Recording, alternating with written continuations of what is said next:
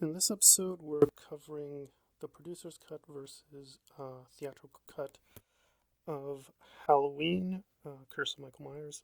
Now, to get to that, though, we have to discuss a little bit parts 4, 5, and then we get to the curse, because there's a lot that's been retconned since Halloween 1 and 2.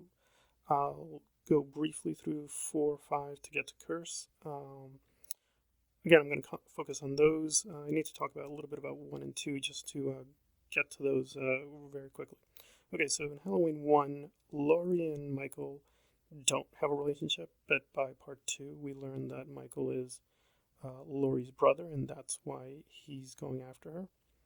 And at the end of 2, we have that big explosion. We presume Michael is dead, but apparently he is not dead.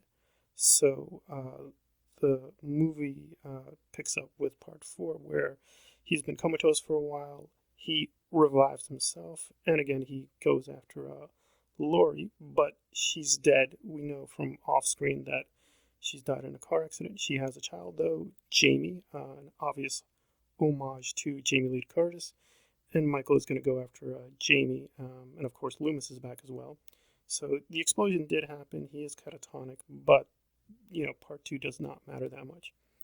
Now, in terms of what's new and what's significant is we get this minor character of Rachel who helps Jamie for a while. And it appears that Jamie has some kind of psychological or psychic link to Michael. And we see in various parts of the movie that she has this clown outfit.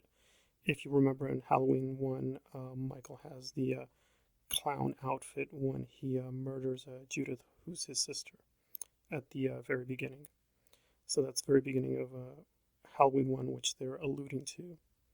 Now, I'm just going to condense the plot very, very strongly.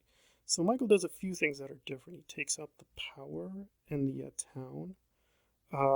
Also, for whatever reason, it's not clear that it's him, but more animals are killed. We see a dog that's clearly killed. He's more methodic here, so there seems to be a plan. Again, I'm going to get to the curse real quick because there's the introduction of the Thorn Cult. So we can assume the Thorn Cult was helping Michael in this movie as well. Although we don't really see them, we don't really even see anybody connected to the Thorn Cult, though we do get a cameo by Tommy Doyle. He's in there very briefly. So the basic plot is him chasing after Jamie. He eventually does catch up with her, but Loomis and Rachel manage to save her, and there's this finale where he's just bombarded with a huge amount of bullets. And, of course, just like part 2, we assume he's dead. But it has this kind of twist ending where Michael did touch Jamie during the movie, so it appears he's able to transfer whatever you want to call it, the spirit, this evil, the shape onto her, and we find that she has taken up this huge knife with her clown outfit, and again she looks a lot like Michael in part 1, and so it appears the shape has the new form with Jamie inside her body. Now we move on to part 5, the revenge, which is kind of strange because I'm not clear what he's getting revenge on, but and it turns out Michael did not die. What he did is he fell down a mine shaft, and he's picked up by this river current. He goes down this river. He's still alive, but he's picked up by this old man, and he just collapses because Halloween has ended, so he apparently can no longer revive himself. So he's out for a whole year. Part 4 ended with Jamie seeming to be the shape. Instead, she apparently suffered a huge panic attack, and she's been hospitalized, and she's trying to recover. She's having all these visions of Michael, so at least part 4 in terms of this psychic bond is still there. And we do see the mark of thorn on Michael's wrist. This is the first time. We've never seen this before, so of course, if you try to go back and look to see if there's this symbol, it obviously isn't there. So this is the most major retcon. But again, they don't do too much with it. So we know he's changed somehow, but we don't really know at this point what is going on exactly. So again, I'm going to condense the plot. Michael goes after Rachel. He gets rid of Rachel. Jamie has some new help from Loomis and some other people. They go back and forth and try to dodge Michael. But then again, this has an irony twist. They are able to stop Michael at the very end. But again, we see that this man in black, who has shown throughout the film, is going to help him. The man in black finds Michael. He kills a huge number of people, manages to free Michael. And again, it depends which cut you have. There are apparently different cuts which have a few extra minutes, and it's more explicit that he rescues Michael and then kidnaps Jamie. The version I saw, we just see, Michael seems to be half escaped, and Rachel just Jamie cries at the end. So, again, it's another irony twist ending like part 4. But we now have the Thorn Cult, and we have this man in black, but they have not been totally explained. But when we get to the curse, we'll see that there's a lot of convergence of these different elements with Thorn Cult, the man in black, and everything else. Now, we have 2 major cuts. There's actually 3 cuts: the director's cut, producer's cut, theatrical cut, and there's even more cuts than that, but I'm going to concentrate mainly on the producer's cut and the theatrical cut. The most basic difference is that the producer's cut is much more explicit about Thorn. We get more of the man in black. He's much more explicit about what's going on.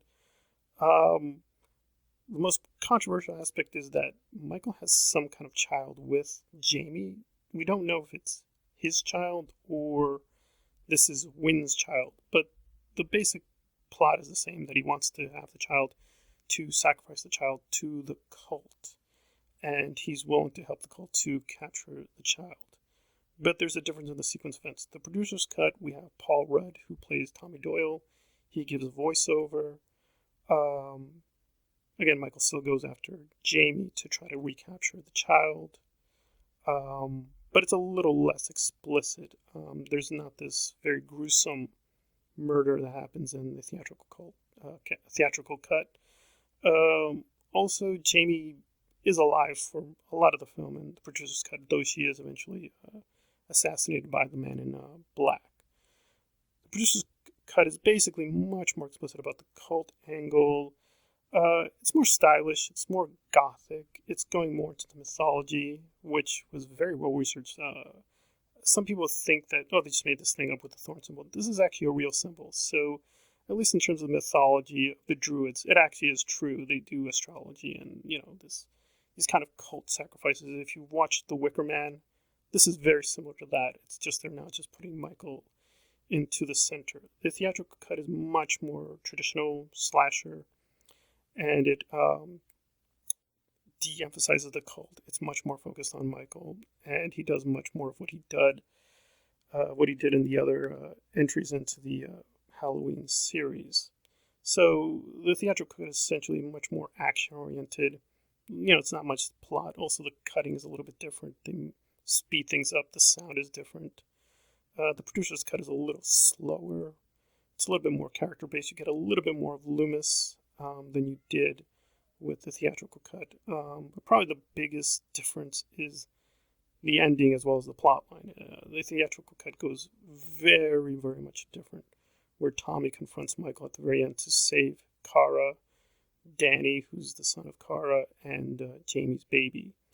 And he does manage to, beat up Michael.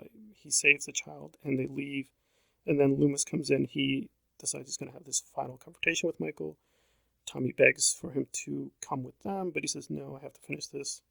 And he goes into this institute, which actually is the original institute that Michael escaped from.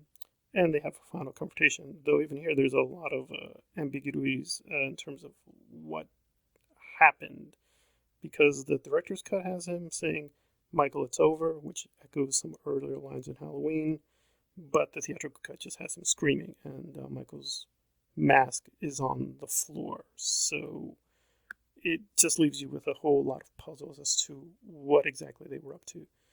The producer's cut is a little more weird in terms of the ending, and I will get to that in part 2 and try to judge whether either one or both of the retcons were legitimate.